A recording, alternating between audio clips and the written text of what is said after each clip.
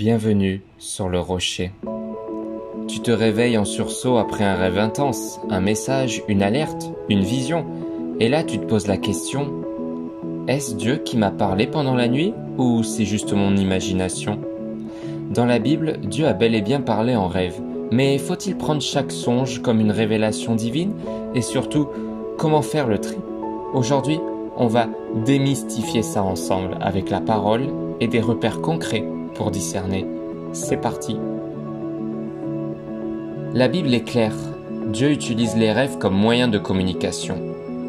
Dieu parle tantôt d'une manière, tantôt d'une autre. Il parle en songe, en vision nocturne, dans Job chapitre 33, versets 14 à 15.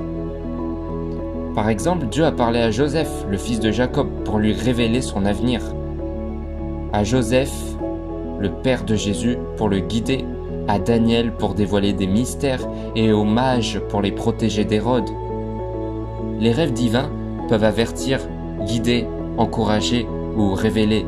Dieu n'a pas changé, il peut encore parler aujourd'hui de cette manière. Attention tout de même, tout ce qui est spirituel n'est pas forcément divin. Beaucoup de rêves viennent de notre inconscient, de nos émotions refoulées ou de ce qu'on a vu ou entendu dans la journée. D'autres encore peuvent venir de sources spirituelles trompeuses. Dans Jérémie chapitre 23 versets 25 à 28, Dieu met en garde contre ceux qui disent « J'ai eu un rêve » alors qu'ils n'ont pas entendu Dieu. Il dit qu'il raconte fidèlement mon message, celui qui a reçu ma parole. En résumé, un rêve peut être mental, émotionnel ou spirituel, mais seul un rêve aligné à la parole est vraiment de Dieu. Comment discerner un rêve de Dieu? Voici 4 clés pour discerner. Premièrement, le rêve est conforme à la parole de Dieu. Dieu ne contredit jamais sa propre voix écrite. Un rêve qui pousse à pécher, à fuir Dieu ou à désobéir n'est pas de lui. Deuxièmement, il produit foi, paix, crainte saine ou repentance. Un rêve de Dieu édifie ton esprit. Il peut te troubler sur le moment, mais il conduit toujours vers la lumière, la foi et la vérité. Troisième clé, il laisse une conviction profonde, pas juste une émotion passagère, mais une impression forte et durable. Et quatrièmement, il est souvent confirmé par d'autres signes, par la lecture de la Bible, la paix dans la prière ou même les conseils de chrétiens matures. Voici une astuce, si tu n'es pas sûr, attends, Dieu n'est jamais pressé, il confirme ce qui vient de lui avec clarté et douceur. Que faire après un rêve qui te marque? Note-le immédiatement. Date, contenu, ce que tu as ressenti, sois précis. Prie, demande à Dieu, Seigneur, est-ce toi?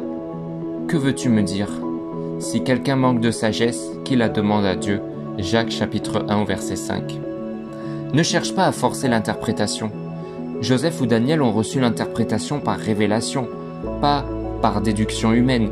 Il se peut que le sens vienne plus tard, au bon moment. Parfois, Dieu veut juste attirer ton attention, te préparer ou t'aligner avec sa volonté. En résumé, faire confiance à Dieu, pas à tout rêve. Oui, Dieu utilise encore les rêves, mais il ne se limite pas aux rêves et il ne te laissera jamais dans la confusion. Le rêve n'est qu'un outil. La parole de Dieu est la boussole. Reste ancré, humble, attentif, et Dieu saura se faire entendre.